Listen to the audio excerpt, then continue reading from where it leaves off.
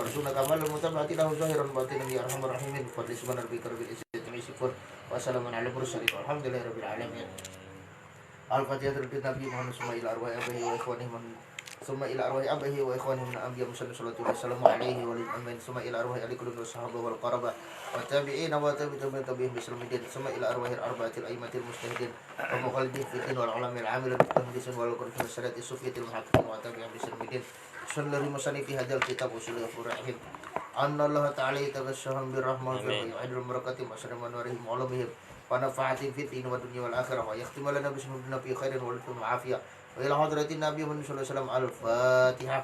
A'udzu billahi minasyaitonir rajim. Bismillahirrahmanirrahim. Iyyaka na'budu wa iyyaka nasta'in ihdinas siratal mustaqim siratal ladzina an'amta 'alaihim ghairil maghdubi 'alaihim waladdallin. Amin.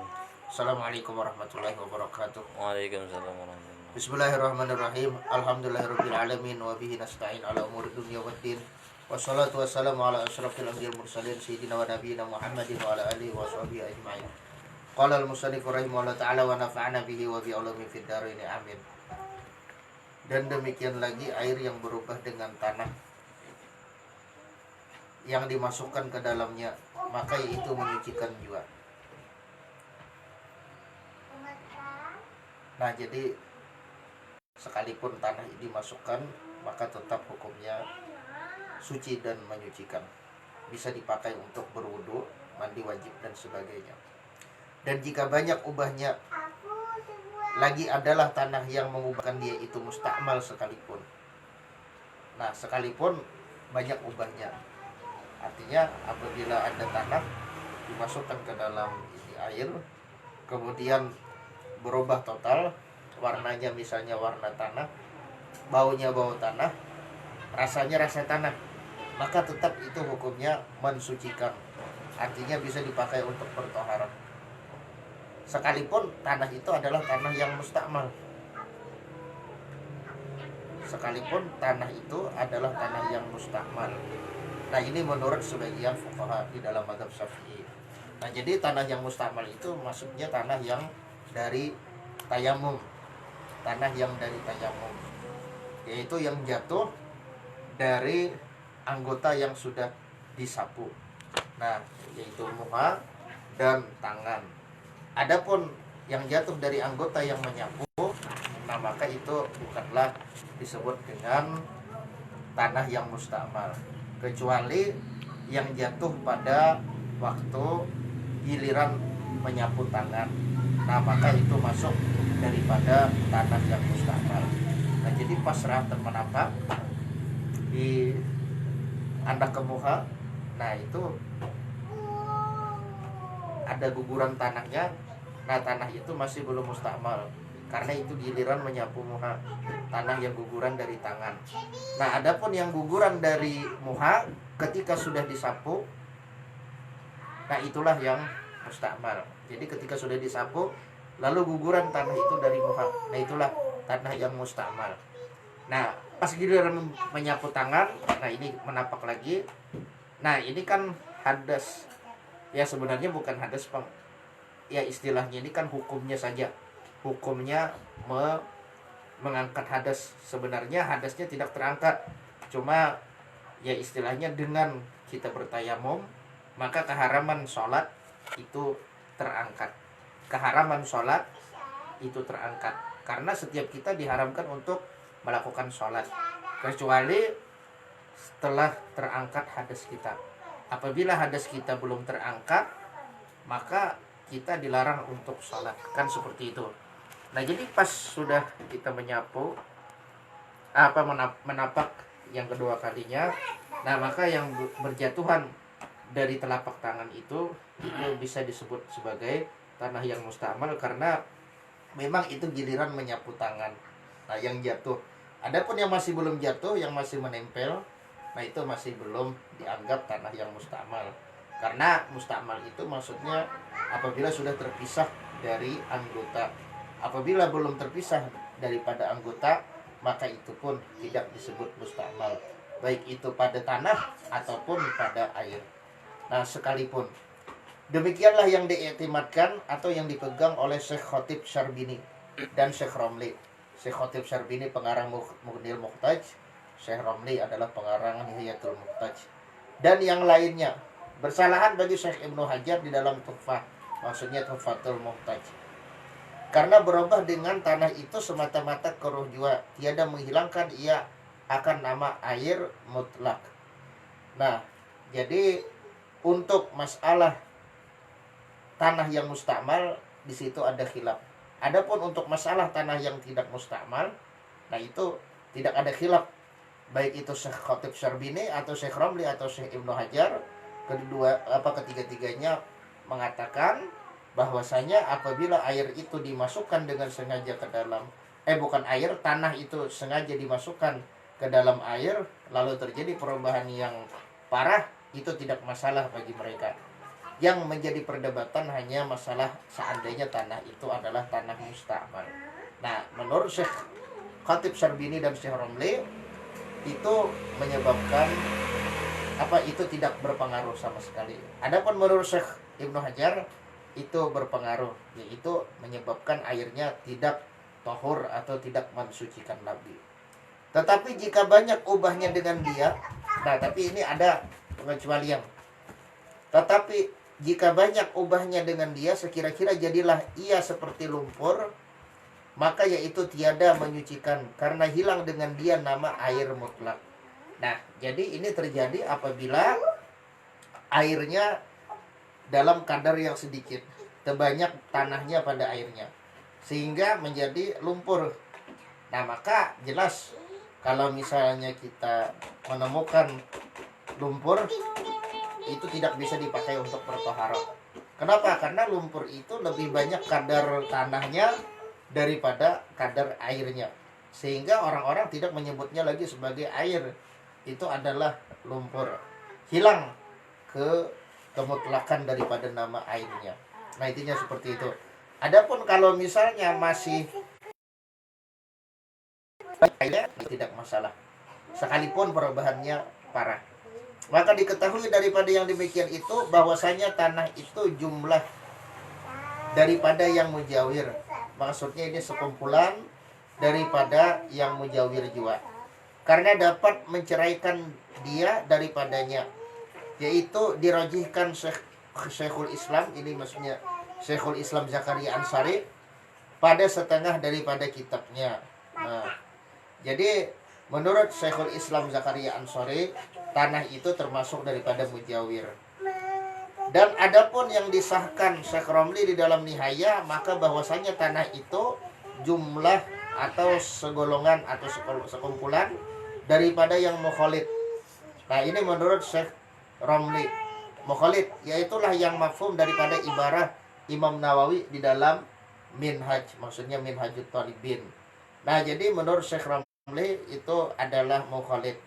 Nah, tetapi dapat ditanggungkan perkataan orang yang mengatakan bahwa tanah itu mukhalid atas halnya atau keadaannya yang pada ketika lagi berubah air itu dengan dia serta keruhnya, karena tanah pada ketika itu tiada dapat menceraikan dia daripada air.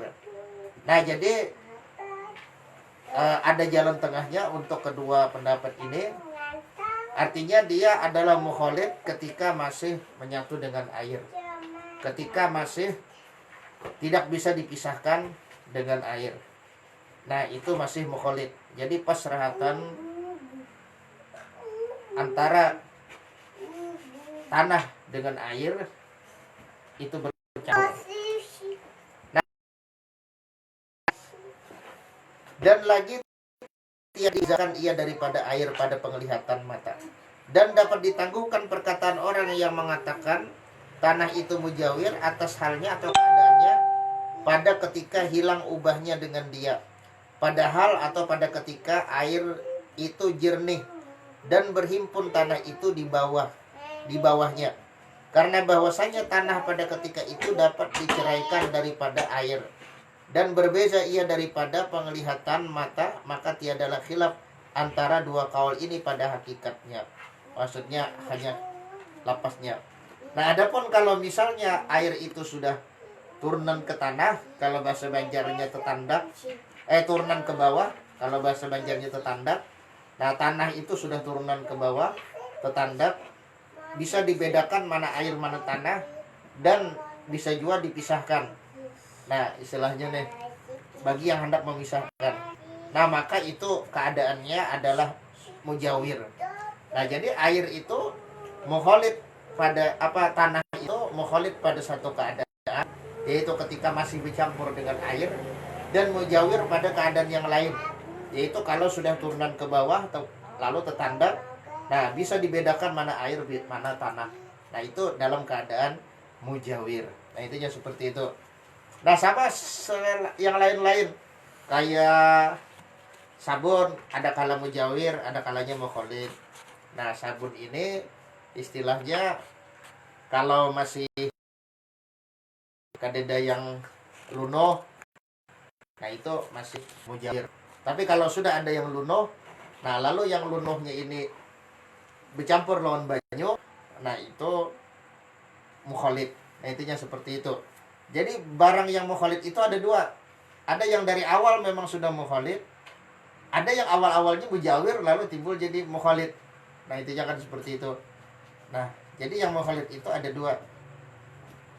Ada yang awal memang dari asal dia mukhalid. Nah, contohnya yang kayak misalnya nyiur, banyu nyiur. Nah, itu dari awal sudah mukhalid.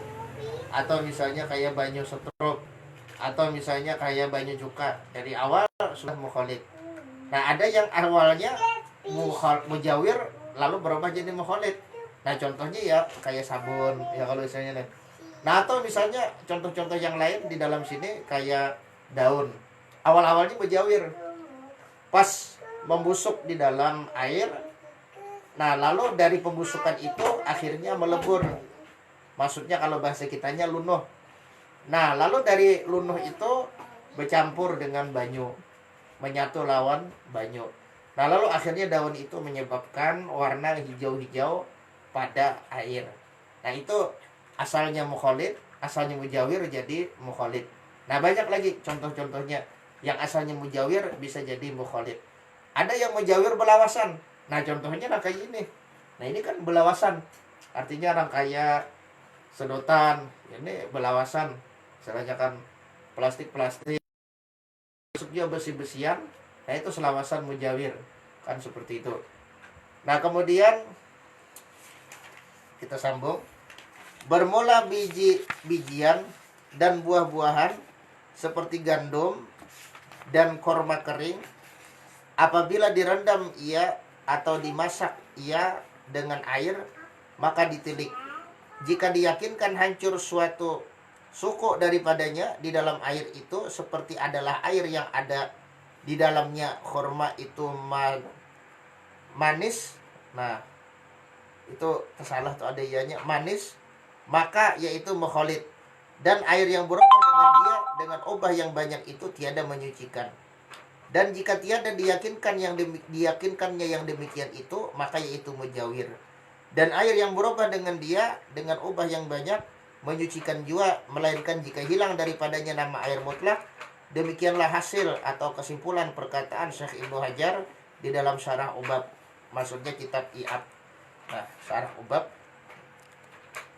I'ab namanya.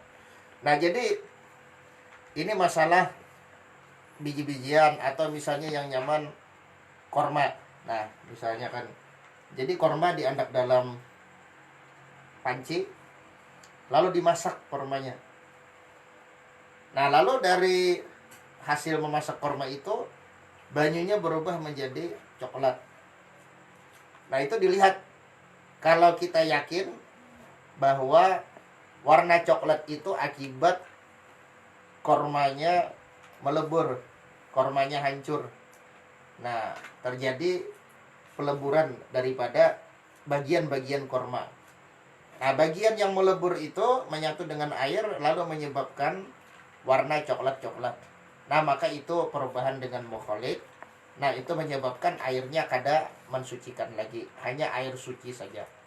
Nah, adapun kalau kita kada yakin alias ragu, nah atau kita mengetahui persis bahwa itu perubahan bukanlah dari leburnya bagian-bagian korma. Nah, bukanlah dari leburnya bagian-bagian korma. Nah, jadi kalau kita ragu ini ada sesuatu yang melebur atau kada. Nah, maka hukum asalnya kada. Artinya ini masih dihukumkan mujawir. Paham ya kalau lah? Sama kayak sabun, lalu berubah banyunya karena diguguri oleh sabun yang berbiji. Ini sabun yang berbiji lain sabun cair. Nah, kalau sabun cair itu mukhalid dari awal. Nah, lalu timbul bau harum. Bau harumnya istilahnya itu lumayan terasa di hidung. Nah, istilahnya kan artinya bau harumnya itu terasa, ya bukan lumayan, terasa benar lah di hidung. Nah, maka itu kalau kita masih ragu apakah harumnya itu diakibatkan oleh peleburan dari bagian sabun ataukah kada, kan gitu nah. Artinya adakah bagian dari sabun itu yang melebur atau kadakah? Maka hukumnya kada, intinya kayak itu nah. Hukum asalnya adalah kada. Artinya itu masih kawa dipakai untuk bertoharah. Nah, jadi kalau kita ragu. Nah, kalau kita tahu, nah itu beda. Kalau kita tahu ada bagian yang melebur, nah maka itu kalau perubahannya parah, baunya harum benar misalnya nih. Nah, maka itu menyebabkan air itu hanya suci tapi tidak mensucikan lagi. Nah, intinya seperti itu. Nah, kecuali kalau misalnya dari memasak korma tadi timbul banyu itu sudah kada berwujud lagi, kada berwujud banyu lagi, tapi misalnya berwujud kuah. Nah, jadi orang menyambat kuah korma. Nah, karena apa? Karena itu apa ngarannya nih, itu banyu misalnya nih karing. Nah, yang sekira-kira kada nampak lagi banyunya, dan orang pun menyambat itu adalah kuah korma. Nah, bukan air korma lagi tapi kuah korma, kan intinya seperti itu. Nah, maka itu tidak bisa lagi dipakai. Sama kayak banyu lumpur tadi. Kalau memang itu disebut dengan lumpur karena kadar banyunya yang sedikit, nah sedangkan tanahnya banyak, itu kada kawa lagi dipakai apa-apa. Intinya seperti itu. Nah, kalau hendak diminum ya sebenarnya suci, cuma ya rigat lah istilahnya kan seperti itu. Nah, rigat. Dan juga kalau memang diyakini membawa mudarat, maka dilarang kita untuk dilarang kita untuk melakukan sesuatu yang membawa mudarat. Nah, dan jika berubah air itu dengan suatu benda yang mukhalid lagi suci, maka ditilik. Nah, ditilik. Jika ada air benda yang mukhalid itu, yakni sukar memeliharakan air itu daripadanya, seperti bahwa adalah yang mukhalid itu kasturi. Maksud kasturi ini minyak misik atau kuma-kuma. Nah, semacam minyak zafaron lah atau kuma-kuma. Nah, ini sambatannya aja minyak dalam bahasa Indonesia. Tapi sebenarnya kada minyak yang tulen, kada mengandung unsur duhniyah. Duhniyah itu maksudnya minyak yang tulen, yang kada mungkin menyatu dengan banyu. Nah, minyak yang tulen artinya apabila dimasukkan ke dalam banyu maka kada menyatu, kelihatan bulat-bulat. Nah, kalau dibedakan mana minyak mana banyu, nah dengan pandangan mata kita kan seperti itu.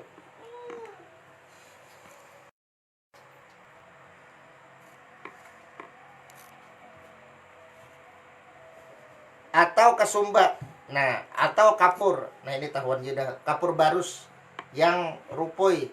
Nah, ini bahasa bahari. Maksud rupoi yang hancur karena ditutup kan gitu nah. Atau tepung atau bidara. Nah, ini nah nang kada jelas. Atau garam gunung. Nah, intinya seperti itu. Nah, ini kena melihat yang selengkapnya. Atau garam gunung. Nah, karena ini beda antara garam laut dengan garam gunung. Kalau garam laut itu berasal dari air. Adapun garam gunung, nah itu bukan berasal dari air. Sehingga garam laut kalau misalnya dimasukkan ke dalam air, sekalipun dengan sengaja, sekalipun diaduk, lalu airnya jadi masin, tetap airnya itu suci lagi, mensucikan. Intinya seperti itu. Berbeda dengan garam gunung, nah ini banyak di beberapa tempat di Timur Tengah. Orang-orang yang pernah berhaji, banyak juga yang mencari garam gunung ini, walau alam apa khasiatnya. Nah, jadi garam gunung ini banyak juga orang-orang Bahaji yang membawa bulik ke wadah kita. Warnanya biasanya jirang-jirang. Nah, rasanya kayak garam yang di laut. Maksudnya rasa masin. Rasanya rasa masin, cuma bukan berasal dari air. Atau mani, atau buah kayu yang jatuh ke dalamnya. Nah, buah-buahan. Nah, ini tadi perlu dibedakan antara buah dengan daun. Nah, ini perlu dibedakan. Dan jika gugur ia dengan sendirinya sekalipun, gugur itu buah. Jadi apa beda antara buah lawan daun? Ya bedanya jelas. Kalau buah itu mudah dijaga dari air. Kalau daun itu susah dijaga dari air. Daun itu ringan. Dan golnya atau kebanyakannya daun itu banyak. Ya kalau misalnya nih mudah jatuh. Nah, ringan, mudah jatuh, mudah ditiup angin. Lalu apabila sudah ditiup angin, gugur ke banyu, kan seperti itu. Karena kelawasannya terjadi pembusukan, lalu itu terjadi percampuran antara bagian-bagian daun yang membusuk tadi dengan air. Nah, itu daun adalah sesuatu yang maksudnya tidak terkaya air. Maksud tidak terkaya air itu susah dihindarkan. Nah, kalau terkaya ia daripada benda yang mukhalid, nah itu airnya terkaya dari itu benda, itu maksudnya sukar dijaga. Astagfirullahaladzim, tiada sukar, artinya mudah, nah gampang untuk dipeliharakan. Nah, itu ya seperti itu, gampang untuk dipeliharakan daripada air. Nah, jadi kalau daun itu nyaman dijaga. Adapun kalau buah, kalau daun sulit dijaga. Kalau buah, nah itu gampang aja dijaga. Nah, kalau buah gampang aja dijaga. Paham ya? Kalau lah istilahnya nih bisa dibungkus. Atau misalnya kalau gugur bisa aja diambil, kan diputih di kolam gitu misalnya. Nah, gampang ya menjaganya. Nah, itulah perbedaan antara buah lawan daun. Nah, intinya seperti itu. Nah, itu karena ada pembicaraan tentang yang mukhalid tapi sulit dijaga, yang terkaya dari mana. Nah, intinya benda mukhalid ini ada dua, semalam sudah ditulis. Nah, jadi benda mukhalid tadi pulang kalau dari segi asalnya ada dua. Ada yang dari awal mukhalid, ada yang asalnya mujawir lalu berubah jadi mukhalid. Nah, itu dari segi asal usulnya. Nah, kemudian dari segi hukumnya ada dua juga. Ada yang mudah dihindarkan dari air, ada yang susah dihindarkan. Nah, yang merusak kemutlakan air hanyalah yang susah dihindarkan. Yang mudah dihindarkan, salah sambat. Yang mudah dihindarkan. Contohnya, nah kayak minyak za'faron, kayak minyak misik, kayak kasumba, kayak kapur barus yang hancur, kayak gelapung, kayak bidara dan sebagainya, kan gitu. Nah, kalau wadah kita ada stroop, ada kopi, ada teh dan seterusnya, susu kan dan sebagainya. Nah, itu mudah dihindarkan, itu yang merusak. Paham ya kalau lah. Adapun yang sulit dihindarkan itu kada merusak sekalipun terjadi perubahan yang parah. Nah, contohnya yang kayak misalnya di sini kan kena lumut. Nah, lumut itu kan memang hidupnya di banyu. Nah, lumut itu hidupnya di banyu. Jadi kalau misalnya lumut itu buruk, sudah kelawasan nih, lalu terjadi pembusukan. Nah, sesudah terjadi pembusukan, lalu terjadi percampuran antara bagian-bagian yang membusuk dengan air, lalu akhirnya air itu menjadi hijau. Ya kalau lah, selanjutnya nih. Nah, itu ada masalah. Nah, kalau semata-mata karena lumut. Nah, beda kalau karena benda-benda lain, intinya seperti itu. Nah, jadi kita sambung pada ya istilahnya pada pengajian yang akan datang kita ganti. Qala al-musannif rahimahullah ta'ala wa nafa'ana bihi wa bi ulumihi fid dharain amin. Nah, sampai hal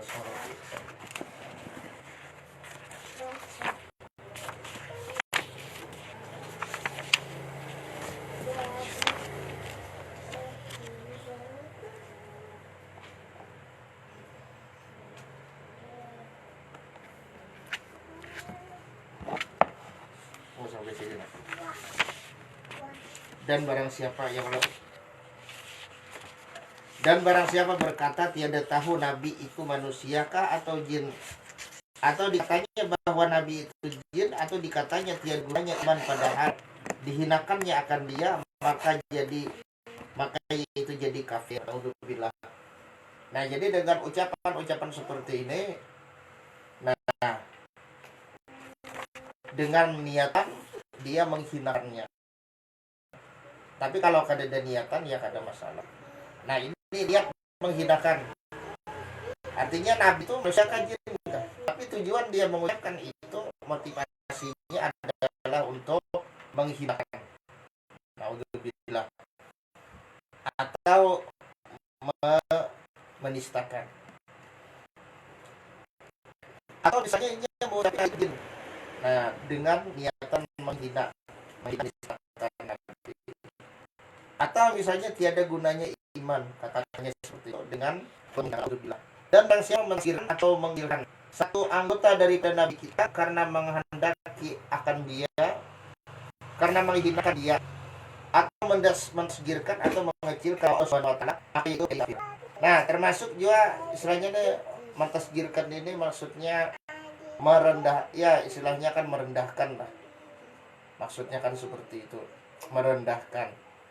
Nah, dengan tujuan menghinakan, baik itu misalnya anggota tubuh daripada seorang nabi, nah, atau misalnya merendahkan daripada nama Allah Subhanahu wa taala dengan niat menghinakannya. Nah, maka itu menyebabkan kekufuran. Nauzubillah min dzalik. Jadi kita harus berhati-hati. Nah, jangan sampai ada ucapan-ucapan yang mana ucapan itu motifnya adalah menistakan Nabi. Nah, ini yang sudah mulai manusia ringan lidahnya, atau sudah mulai manusia ringan jari-jarinya untuk menulis pernyataan-pernyataan yang menghinakan atau merendahkan daripada baginda Rasulullah umpamanya, atau nabi-nabi yang lain, ataupun nama-nama Allah Subhanahu wa taala. Nah, jadi kalau misalnya nama Allah Subhanahu wa taala dijadikan lelucon, nah ini sudah kurang adab. Apalagi kalau niatnya menista, maka maka itu justru akan menyebabkan dia keluar daripada agama Islam kalau dia adalah seorang muslim. Na'udzubillah min dzalik. Dan barang siapa berkata bagi orang yang mengucap la haula wala quwwata illa billah, tiada mengenyangkan daripada lapar, maka yaitu jadi kafir. Nah, ini sama. Nah, ucapan-ucapan seperti itu. Nah, pernah dulu ada kawan berkisah, kawan ini tetangganya ya lain orang kita lah, orang pendatang. Jadi yang cucu ini sekolah tika Al-Quran, sedangkan yang ini totop karena tahu apa-apa. Jadi ujar nang cucu, ayo nih kita sembahyangan, kita sholat nih. Apa ajar sini nih? Ujar sini nih, sholat. Kadang menyugihakan juga sholat itu. Istilahnya kan seperti itu. Nah, naudzubillah, ini adalah sesuatu yang mengancam keimanan seseorang. Ini sudah banyak hal-hal yang seperti itu. Nah, kalau di wadah kita ini, ya nang misalnya ucapan-ucapan yang halal aja, apa yang haram aja ngalih dicari, apa yang haram kan seperti itu. Kalau niatnya menistakan daripada aturan-aturan Allah, daripada syariat Allah Subhanahu wa taala, maka jelas orang tersebut jatuh ke dalam kemurtatan. Dan barang siapa mendustakan orang yang seperti dikatanya oleh orang bang, nah, orang bang ini maksudnya orang adzan, Allahu Akbar hingga akhirnya, maka dikatanya dusta engkau, maka orang itu jadi kafir. Tapi ini jarang, Pak. Orang bang Allahu Akbar sampai habis, lalu dipadahkan ikam ucapan dusta aja. Ya, maka orang itu jadi kafir, naudzubillah. Dan barang siapa mengucap bismillah atas minum arak atau zina karena meringankan nama Allah Ta'ala, maka orang itu jadi kafir. Nah, sama dengan niatnya meringankan atau niatnya mengenteng-entengkan daripada nama Allah Subhanahu wa taala. Yang mana nama Allah Ta'ala itu tidak boleh dienteng-entengkan. Nah, sebagai bukti kita ini beriman kepada Allah sebagai Tuhan kita, maka tentu kita mengagungkannya. Nah, itu pasti. Jadi apa tanda kita beriman kepada Allah? Tanda kita membenarkan bahwa Allah Ta'ala adalah Tuhan kita. Tandanya ialah kita mengagungkannya. Nah, setiap sesuatu, baik itu keyakinan, ataupun perkataan, ataupun perbuatan yang bertolak belakang dengan pengagungan kepada Allah, dalam kata lain yang berisi penghinaan atau penistaan atau perendahan dan lain-lain yang mencerminkan bahwa dia tidak mengagungkan Allah Ta'ala.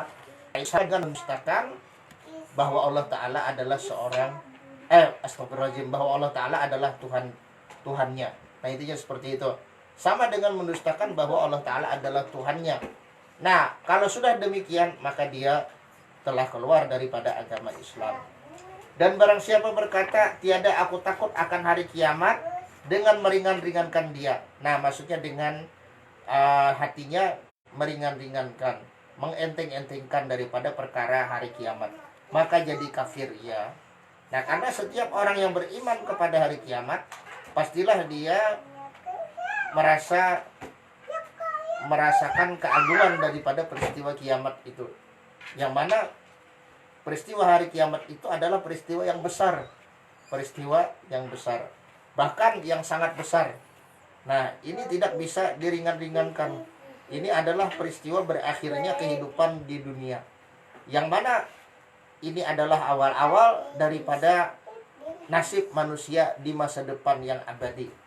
Baik itu dia masuk neraka, baik itu dia masuk surga, atau neraka dulu baru surga. Nah, itu gerbangnya adalah hari kiamat. Jadi kalau seorang itu beriman kepada hari kiamat, maka tentu dia tidak akan menganggap remeh terhadap peristiwa hari kiamat.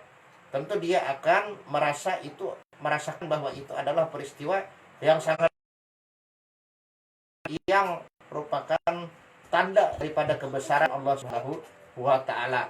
Dia yang menciptakan dan dia pula yang sanggup menghancurkan. Kan seperti itu. Nah, itu adalah kekuasaan mutlak. Artinya kalau manusia mengolah bangunan merasa uyuh, nah lalu kalau misalnya bangunan itu hancur, mungkin manusia akan merasa kesal atau bahkan merasa sakit hati. Nah, karena merasakan lelahnya membangun suatu bangunan. Tapi Allah Subhanahu wa Ta'ala adalah zat yang maha kuasa. Menciptakan alam semesta ini adalah sangat enteng bagi Allah Subhanahu wa Ta'ala. Nah, innama amruhu idza arada syai'an ayyaqula lahu kun fayakun. Itu kan sudah jelas. Dan barang siapa berkata sekeping daripada apam umpamanya.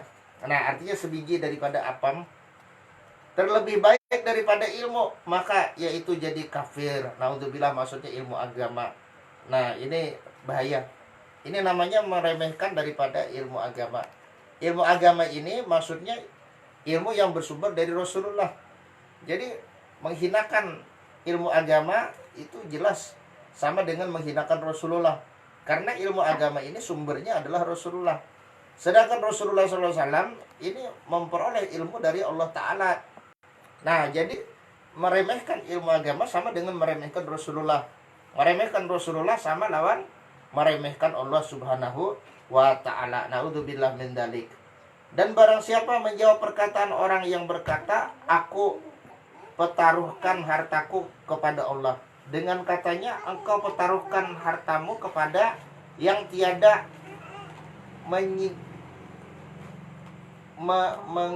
mengikat. Nah, yang tiada mengikat akan pencuri. Apabila dicuri akan hartamu itu oleh pencuri, maka orang itu jadi kafir. Nah, jadi ada misalnya seseorang yang berkata, artinya aku taruh atau aku titipkan hartaku kepada Allah Subhanahu wa Ta'ala. Sekalinya menyahut, oh, ikam taruhkah, ikam titipkankah harta ikam lawan yang kada kau ikat maling. Nah, waktu harta ikam itu dicuntannya. Nah, maka orang itu sudah jadi kafir. Na'udzubillah. Artinya ini ngarannya menghinakan Allah Ta'ala. Dan barang siapa berkata, hai Tuhanku, tanyakan olehmu akan daku, maka engkau kehendaki padahal aku Islam atau kafir. Wahai Tuhanku, tanyakan. Ada lagi satu naskah, matikan. Nah, jadi ini ada naskah yang lain, matikan. Itu bang yang cocok. Matikan olehmu akan daku, maka engkau kehendaki padahal aku Islam atau kafir, maka orang itu jadi kafir. Na'udzubillah. Jadi kalau ada orang yang berucap terserah pian aja, hendak mematikan ulun kafir kah, hendak mematikan ulun Islam kah, nah maka orang tersebut telah keluar dari Islam. Kenapa? Karena ini meremehkan daripada agama Islam. Nah, yang mana agama Islam itu ya berasal dari Allah Ta'ala. Meremehkan agama Islam sama lawan meremehkan Allah Subhanahu wa Ta'ala. Kalau meremehkan Allah Subhanahu wa Ta'ala berarti dia masih meragukan ketuhanan.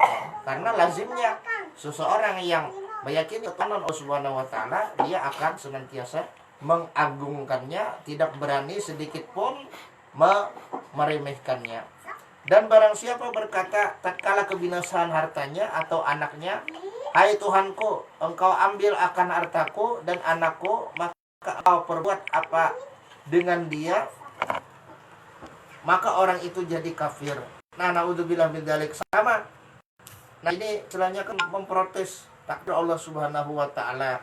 Nah, ini hati-hati dalam berucap. Ketika misalnya hartanya binasa, mungkin karena kebakaran atau anaknya jiun, nah kan seperti itu, karena kecelakaan dan sebagainya, lalu dia berucap dengan ucapan yang kayak itu. Nah, hai Tuhanku, engkau ambil akan hartaku dan anakku, maka engkau perbuat apa dengan dia? Nah, dia mempertanyakan. Nah, artinya ini sama dengan mengatakan Allah Subhanahu wa Ta'ala adalah zolim, dan sama dengan dia menolak daripada takdir Allah. Sedangkan di antara rukun iman itu adalah beriman kepada takdir Allah. Yang baik itu datang dari Allah, yang buruk pun datang dari Allah. Kalau kita dapat rezeki, yaitu Allah Ta'ala sudah yang menentukan. Pun kalau rezeki kita hilang, diambil maling atau misalnya apapun daripada hal-hal yang tidak kita inginkan, itu pun adalah takdir dari Allah Subhanahu wa Ta'ala. Dan jikalau berkata orang yang mengajari kanak-kanak membaca Al-Quran bahwa kaum Yahudi terlebih baik daripada orang Islam pada membayar hak burunya, maka orang itu jadi kafir. Nah, naudzubillah min dzalik. Nah, karena ini membawa-bawa ngaran Islam. Nah, istilahnya nih, cakanya si Ano, nah istilahnya nih, bah kadang membedai si Ano ini menggaji terbaik orang Yahudi misal. Nah, itu ada masalah. Nah, ini membawa kata-kata Islamnya itu. Nah, itu yang menyebabkan dia keluar dari Islam. Paham ya Allah? Nah, seolah-olah itu adalah ajaran Islam. Nah, padahal bukan seperti itu. Paham ya Allah? Nah, jadi ada kata-kata Islamnya. Seandainya pakai kata-kata cipulam aja kan gitu. Nah itu kayak masalah. Ya ada kejadian dahulu tuh yang naudzubillah Bang, ini ada kejadian kan gitu. Nah, istilahnya nih, di satu warung bakso ternyata ditemukan rambut ke, kalau ada salah kan gitu. Nah, rambut ke atau apa. Nah, lalu akhirnya menulis status. Ya kalau istilahnya nih, menulis status menyambati lawan suku dari orang tukang bakso itu. Suku Ano kan istilahnya nih, dasar beriget ya, dasar jorok. Suku Ano itu dasar Ano. Protes bubuhannya. Akhirnya kena pasal ITE kan gitu. Nah, walau alam berapa tahun atau berapa bulan. Nah, jar bubuhannya cakanya menulis tokonya atau warungnya ada masalah. Nah, ini membawa ngaran suku. Nah, intinya seperti itu. Nah, kurang lebih lah seperti itu. Nah, ini membawa nama Islam. Nah, padahal ini remeh aja kalau sepintas kita perhatikan sepintas. Padahal ini besar di dalam agama kita. Dan jikalau di kafir yang baru masuk Islam, akan hartanya zakat karena menjinakkan dia, maka berkata orang Islam, mudah-mudahan kiranya aku jadi kafir kemudian masuk Islam pula, aku supaya diberi orang akan daku harta zakat seperti orang itu. Nah, jadi kafir. Na'udzubillah. Jadi ada orang yang baru masuk Islam lalu diberi zakat, lalu orang Islam ini model kayak bihiri, model hendak jual harta zakat, lalu berucap, jangan tahu aku kafir aja istilahnya nih. Begitu lalu aku bi Islam, jadi nyaman aku juga dapat zakat. Nah ini juga naudzubillah menjadikan dia keluar dari Islam karena dia ada cita-cita menjadi kafir. Nah istilahnya seperti itu. Nah ada unsur mencita-cita menjadi kafir, naudzubillah. Dan barang siapa menafikan Sayyidina Abu Bakar sahabat bagi Nabi kita Muhammad SAW, maka orang itu jadi kafir. Nauzubillah. Nah, kalau dia menafikan 100%, maka jelas ini adalah kafir. Nah, kemudian kalau pakai takwil, nah itu ada khilaf di kalangan ulama. Ada yang mengatakan tetap kafir, ada yang mengatakan kada sampai kafir. Pakai takwil ini, misalnya dia berucap, artinya Sayyidina Abu Bakar itu memang sahabat. Cuma imbah Rasulullah meninggal lalu dia misalnya nih kada sahabat lagi, misalkan gitu. Nah dia misalnya zolim atau khianat, nah maka ini pakai takwil. Nah ada yang mengatakan tetap kafir, ada yang mengatakan fasik. Nah jadi yang pasti kalau seseorang itu mendustakan status sahabat bagi Sayyidina Abu Bakar 100%, nah dari awal sampai akhir, maka jelas itu adalah kufur. Kenapa? Karena di dalam ayat itu yang ilqala li sahibi wa huma fil ghar itu kan ya. Nah, li sahibihi.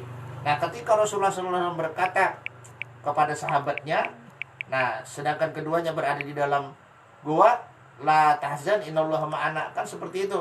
Nah, janganlah engkau bimbang karena Allah Ta'ala beserta kita. Nah, ini kan menunjukkan bahwa Sayyidina Abu Bakar adalah sahabat. Jadi mendustakan secara total kepada status sahabat Sayyidina Abu Bakar itu sama dengan mendustakan ayat Al-Quran ini. Nah ini yang berbahaya. Jadi hati-hati. Nah jangan sampai ada keyakinan yang demikian. Dan barang siapa dikata orang baginya tiada engkau orang Islam, maka dijawabnya akan dia dengan disengajanya, tiada aku orang Islam. Atau disuruh orang akan dia dikiau orang oleh orang lain akan dia, hai Yahudi, maka dijawabnya akan serunya, akan panggilannya, maka orang itu jadi kafir. Hak ya istilahnya nih. Nah istilahnya kan seperti itu. Nah dengan sengaja, maksudnya dengan kesadaran, nah maka orang tersebut telah keluar dari Islam. Naudzubillah. Nah jadi hati-hati. Dan barang siapa berkata bahwa Nabi kita itu adalah ia hitam, naudzubillah, atau tiada ia dari bangsa Quraisy, atau berkata ia bahwa nubuah itu boleh hasil dengan usaha, atau berkata ia bahwasanya aku keturunan wahyu daripada Allah Subhanahu wa taala, naudzubillah, atau berkata ia bahwasanya aku telah masuk ke dalam surga, maka aku makan akan buah-buahannya dan aku peluk akan bidadari, maka orang itu jadi kafir. Nah ini kita harus berhati-hati. Jadi menisbatkan Rasulullah kepada sesuatu yang bukan semestinya, yang tidak sesuai dengan fakta. Nah Rasulullah ini wajahnya putih, tapi dipadakannya hitam, dikatakannya hitam, misalkan gitu. Nah atau misalnya Rasulullah ini jelas-jelas berbangsa Quraisy, dipadakannya bukan dari Quraisy, maka orang tersebut telah keluar dari Islam. Nah inti daripada ini ialah setiap kata-kata yang isinya menisbatkan Rasulullah SAW atau nabi-nabi yang lain kepada yang tidak sebenarnya, kepada yang bukan faktanya, maka orang tersebut telah keluar daripada agama Islam. Na'udzubillah min dzalik.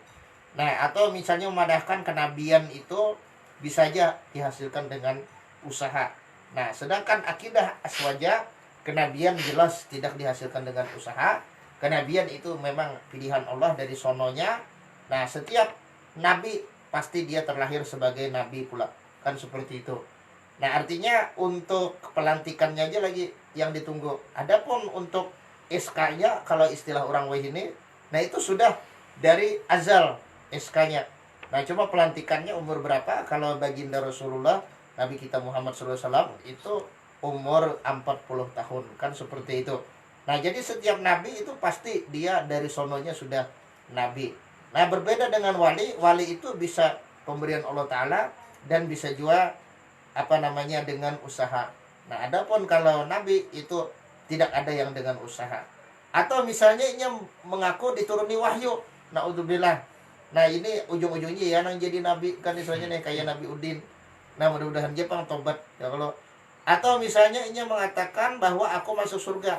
Nah itu waktu aku dalam surga, aku makan buah-buahannya, aku ragap bidadari-bidadarinya, maka orang itu jadi kafir. Karena apa? Karena ini jelas orang yang kata-kata yang mencerminkan bahwa dia tidak beriman dengan hari kiamat. Masuk surga itu hanya diperoleh untuk orang Islam atau orang beriman ketika sudah terjadi kiamat. Nah, memang ada pengecualian. Misalnya seperti Nabi Ilyas kalau nggak salah ya, kalau lah misalnya nih. Nah, yang memang pernah Nabi Idris kan Nabi Ilyas kan? Tadi ingat lah. Antara dua lah, antara Nabi Idris Nabi Ilyas, yang memang dalam satu cerita itu di diangkat ke langit dan pernah dimasukkan ke dalam surga. Kan seperti itu. Nah, tapi itu kan masalah kenabian. Nah, adapun yang bukan nabi, ya jelas itu adalah perkara-perkara yang istilahnya harus kita jaga. Jangan sampai lidah kita ini mengklaim sesuatu yang bertentangan dengan apa yang diajarkan oleh nabi yang diutus kepada kita. Artinya setiap nabi itu punya syariat, dan setiap umat itu harus mengikut kepada syariat nabi mereka, kan seperti itu. Nah, kadakawa maulah syariat seorang, termasuk juga klaim-klaim seperti ini. Nah, ini yang bisa saja mungkin dikhususkan kepada nabi, tapi tidak diberikan kepada yang lainnya. Contohnya seperti melihat Allah Subhanahu wa taala dengan mata kepala di alam dunia. Nah, itu hanya khusus untuk bagian dari Rasulullah SAW. Jadi kalau ada orang yang mengaku melihat zat Allah Ta'ala yang maha suci dengan mata kepalanya di alam dunia, maka jelas orang tersebut telah melakukan atau pengakuan yang palsu dan menyebabkan dia keluar daripada agama Islam. Na'udzubillah min dzalik. Adakah kira-kira pertanyaan? Nah, kita sambung pulang insyaallah. Nah, jadi dari apa yang ditulis oleh Datuk Kelampaian ini sangat jelas supaya apa? Supaya kita berhati-hati. Istilahnya kan seperti itu. Berhati-hati dalam berkeyakinan, berhati-hati dalam berkata-kata, berhati-hati dalam berbuat atau bertindak. Karena di zaman wahai ini banyak orang-orang yang wani mengklaim ini, mengklaim itu, mengaku ini, mengaku itu. Kada diingat lagi lawan hukum Allah Subhanahu wa taala. Kan itu. Padahal jelas Datuk Kelampaian ini menuliskan kitab Tuhfatur Ragibin. Apa tujuannya? Nah, supaya orang-orang Banjar menjaga daripada imannya, daripada perkara-perkara yang dapat merusak imannya, itu harus dihindarkan. Nah, jangan sampai misalnya Rasulullah diolah main-main, nama Rasulullah diolah main-main. Nah, apalagi nama Allah Ta'ala diolah main-main. Artinya dengan mudahnya seseorang mengaku misalnya sering bertemu Rasulullah dan sebagainya. Nah, itu kan sesuatu yang akan dipinta pertanggungjawabannya nanti di hari kiamat. Kan intinya seperti itu. Nah, jadi para aulia pun yang mereka setiap malam misalnya mimpi bertemu Rasulullah, nah mereka senantiasa menutupi itu semua, karena boleh jadi setiap sesuatu yang tidak diberikan kepada orang lain itu memang adalah sesuatu yang istimewa, tapi bisa jadi di dalamnya terkandung makar Allah Subhanahu wa taala. Nah, kita tidak bisa menduga-duga akan makar Allah Subhanahu wa taala. Nah, itu kayak Musa Samiri. Nah, Musa Samiri ini gurunya adalah malaikat Jibril. Nah, mulai dari kecil dia dipelihara oleh malaikat Jibril. Dia sangat kenal dengan malaikat Jibril alaihissalam. Bahkan ketika peristiwa Fir'aun tenggelam, nah beberapa menit sebelumnya itu kan Samiri kenal bahwasanya yang membekas di pasir itu adalah telapak kuda yang ditunggangi oleh malaikat Jibril. Nah, telapak kuda malaikat Jibril itu diambil, bekas telapak kuda yang ada di pasir itu diambil oleh Samiri, lalu ditaruh di dalam patung kuda, kan seperti itu, patung sapi. Nah, dimasukkan ke dalam patung sapi, lalu patung sapinya bisa mengeluarkan suara yang tidak seperti suara-suara sapi yang lainnya, kan seperti itu. Lalu akhirnya orang-orang Bani Israel diajak oleh Samiri untuk menyembah sapi dengan alasan kalau dia bukan Tuhan, kenapa dia bisa berbicara? Nah, bukan seperti sapi-sapi yang biasanya, kan seperti itu.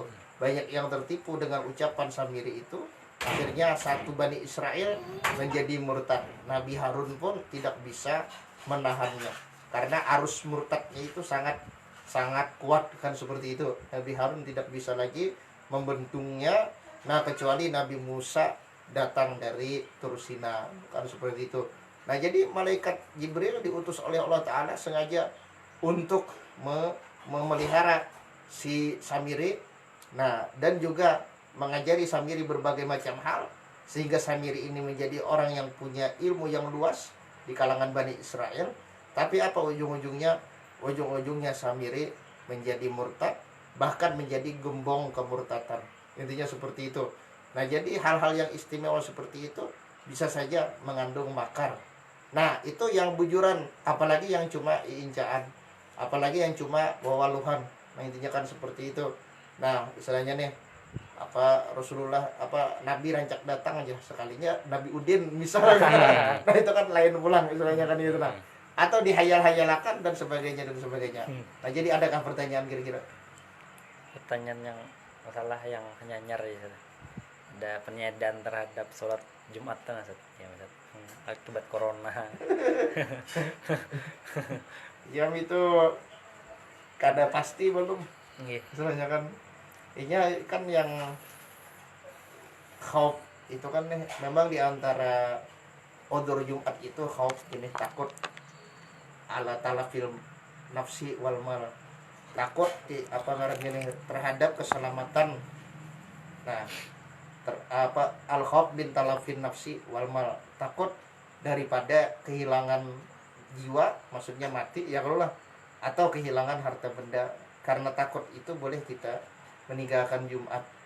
Misalnya di kampung banyak perampoknya, ya kalau istilahnya nih, kalau kita tulah ke masjid, nah bisa jadi harta kita ini dirampoknya misalkan gitu.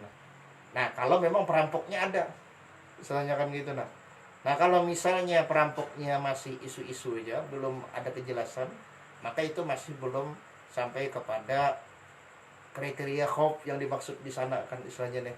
Nah, jadi kalau misalnya belum sampai kepada kriteria itu, ya masih wajib penghitungannya kan seperti itu. Kecuali kalau memang sudah menyebar, istilahnya kan nih, sudah tahqiq, sudah nyata kan istilahnya nih, virusnya ada di wadah kita ini kan istilahnya nih. Nah, jadi itu mungkin fatwa MUI yang di daerah-daerah yang di situ sudah ada korban corona.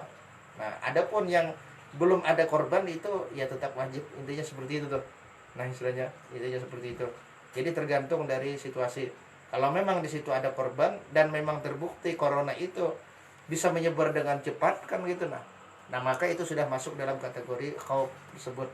Tapi kalau misalnya belum ada korbannya kan gitu, masih hanya apa, desas-desus lah. Ada istilahnya tuh apa, pasien dalam pengawasan aja, hanya masih dugaan aja kan, memang ada yang meninggal tapi itu statusnya bukan positif tapi PDP, pasien dalam pengawasan. Nah, kalau dari hasil analisa yang apa terbit dari dokter itu ternyata paru-paru lawan diabetes. Nah, ada yang hanya meninggal di ulin ini, paru-paru lawan diabetes. Nah, kadeda lagi istilahnya nih, keluar hasil lab yang mengatakan bahwa di dalam tubuhnya itu ada virus corona kan istilahnya. Jadi ya mungkin maksud MUI itu yang memang di situ sudah ada di daerah-daerah lah, di daerah-daerah yang di situ memang ada sudah korban corona dan juga sudah terbukti bahwa corona itu bisa menyebar dengan cepat kan gitu. Nah, karena memang bisa jadi korban itu pernah sembahyang di masjid itu kan, atau pernah apa karena nih, pernah sembahyang di langgar itu pas rahatannya sembahyang, atau misalnya rahatan ya etikaf atau kayak apa kan nih, wahim. Nah, lalu liurnya itu tertinggal di hambal masjid. Nah bisa aja bang, istilahnya nih kayak apa kan caranya ya, kalau lah mungkin aja kan seperti itu. Nah mungkin aja misalnya tercapai misalnya nih, lalu pas serahatan orang menyuruh apa boleh ke rumah masih ada, lalu kita makan kada basuh tangan, bisa aja kan misalnya terjangkit. Tapi yang sudah memang terbukti di situ ada korbannya. Kalau belum terbukti, nah maka masih belum sampai kepada level yang dimaksud, artinya khauf itu, artinya takut. Nah itu sebenarnya apa ngarannya nih, kalau bahasa anunya itu bahasa modernnya apa aja orang tuh yang takut berlebihan tuh, bahasa modernnya Fobia. ada lagi selain fobia. Selain fobia itu nah ada kadingat lagi ngarannya tuh nah apa aja orang tuh kan di ujung ilat tuh ada tuh istilahnya tuh nah takut berlebihan. Artinya bila sesuatu yang dikutaninya tuh ada orang mau ucapkan, misalnya nih langsung aja tuh model kayak ya istilahnya timbul ketakutan lah, apa aja orang tuh nah di ujung ilat. Nah bisa tahu di ujung ilat selain fobia itu ada, kalau fobia itu kan kebencian istilahnya nih, sentimen karena kebencian. Nah ini ada memang semacam ya gangguan kejiwaan lah. Kedingat lagi tuh apa karena gitu lah ya, pokoknya bila orang menyambat aja langsung takutan aja kan nih istilahnya nih. Sentimen ya. Lain juga ada tuh istilahnya nih di ujung ilat. Nah di ujung ilat ayo itu kena gampang aja pulang. Adakah lagi pertanyaan? Anu bang Ustad, bujur ke Rasulullah itu bisa bisa berubah-ubah, misalnya berubah menyerupai siapa misalnya. Nah bujurkah anggapan kayak itu? Nah Yang tasakul itu hanya malaikat lawan jin kan gitu nah, itu yang ada di dalam akidah kita.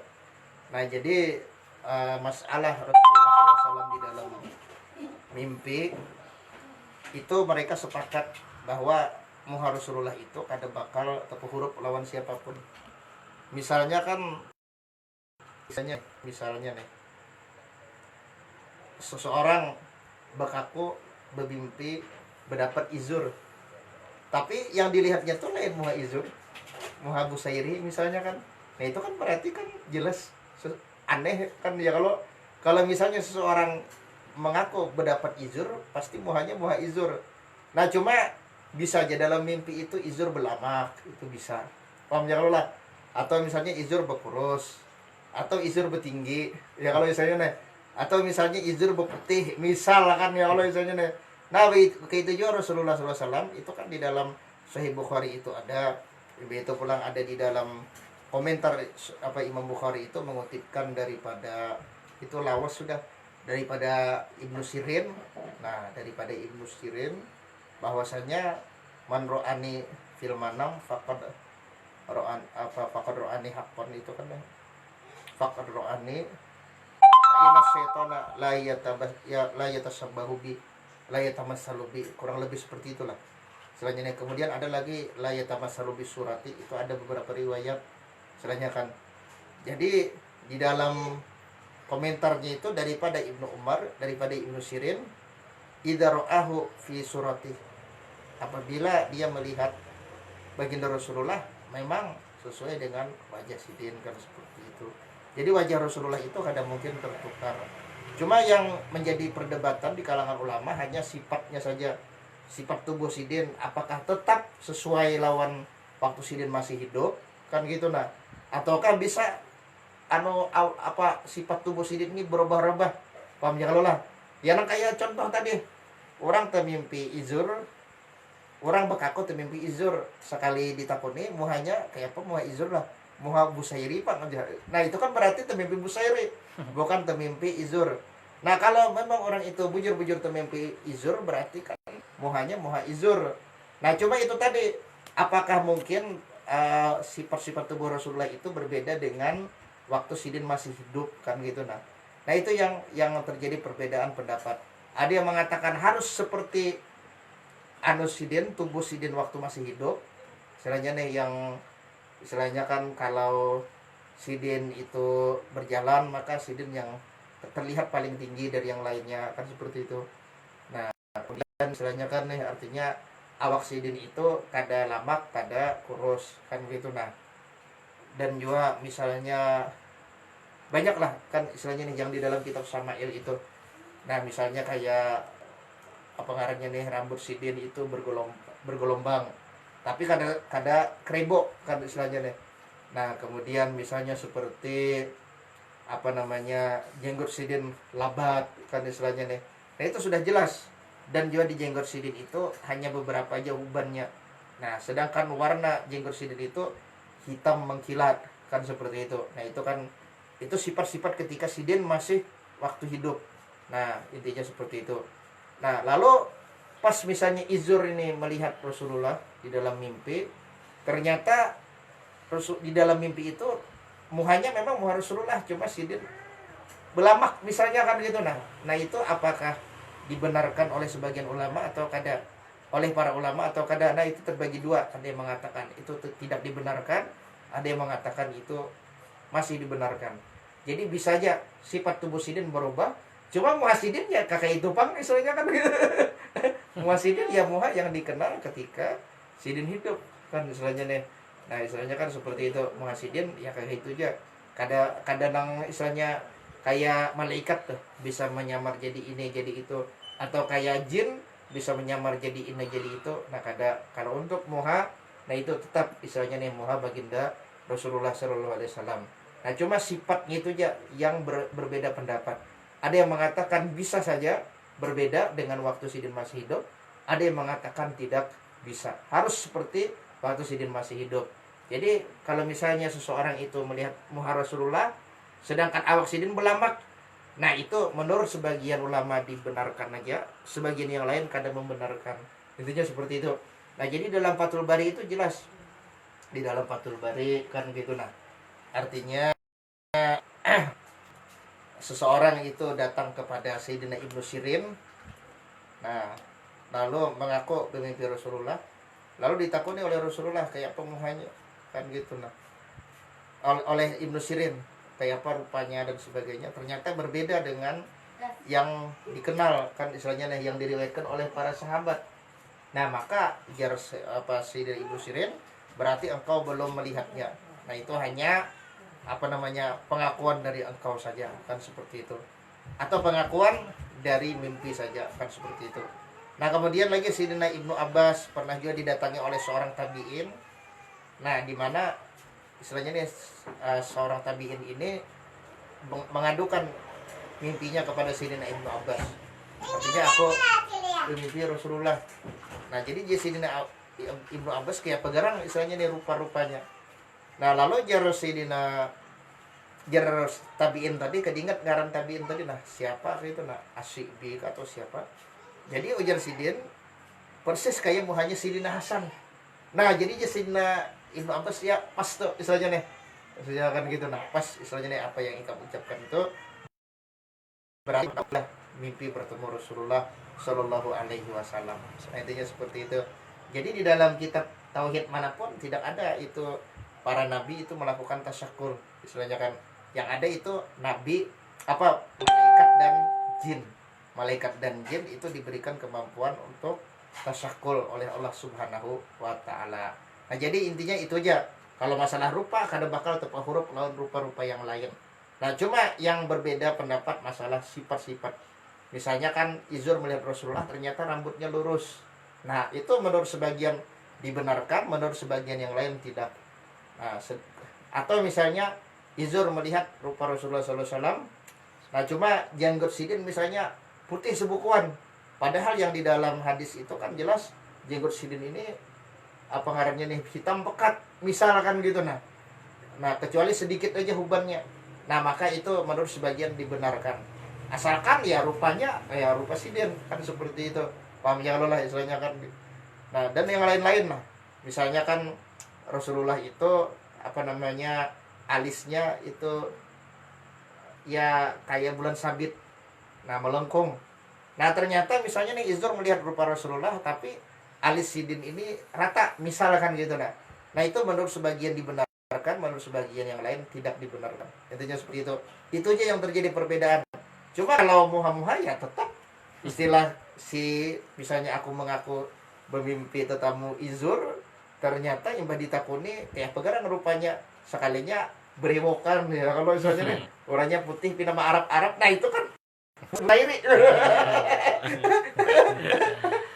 Itu di dalam mimpi Busairi mengaku izur. Kan seperti itu istilahnya kan gitu. Nah jadi itu aja yang menjadi perbedaan pendapat masalah sifat-sifat tubuh sidin. Adapun rupa sidin ya jelas istilahnya nih, rupa sidin itu kada bakal tepa huruf. Karena kalau tepa huruf itu ya itu tadi. Makanya setan itu tidak bisa menyerupai muka Rasulullah, bahkan muka para nabi. Kenapa demikian? Karena seandainya para setan itu diberi kemampuan untuk menyerupai rupa para nabi, kan seperti itu. Nah, maka dengan mudah setan akan menimbulkan dirinya, menampakkan dirinya dalam rupa seorang nabi. Lalu dengan mudah setan akan menyesatkan umat nabi itu. Misalnya Nabi Musa, misalnya kan gitu. Nah, lalu setan misalnya nih menyerupa jadi Nabi Musa. Nah, lalu ujar setan yang menyerupa jadi Nabi Musa tadi. Nah, aku maharamakan khomar. Wah ini halal khomar, istilahnya silahkan aja buah nikam minum. Aku maharamakan zina. Wah ini aku diturunkan wahyu halal zina, silahkan aja berzina. Nah, makanya para ulama ahlul kalam daripada Ahlussunnah wal Jamaah, mereka tidak membenarkan bahwa para nabi itu wajahnya bisa diserupai oleh setan. Karena kalau wajah para nabi itu bisa diserupai oleh setan, nah itu sama dengan membuka peluang setan untuk menyesatkan umatnya dengan wajah nabi itu. Paham ya kalau lah? Intinya seperti itu. Ya kalau lah istilahnya nih. Karena gampang aja pulang kita sambung ya kalau istilahnya lah.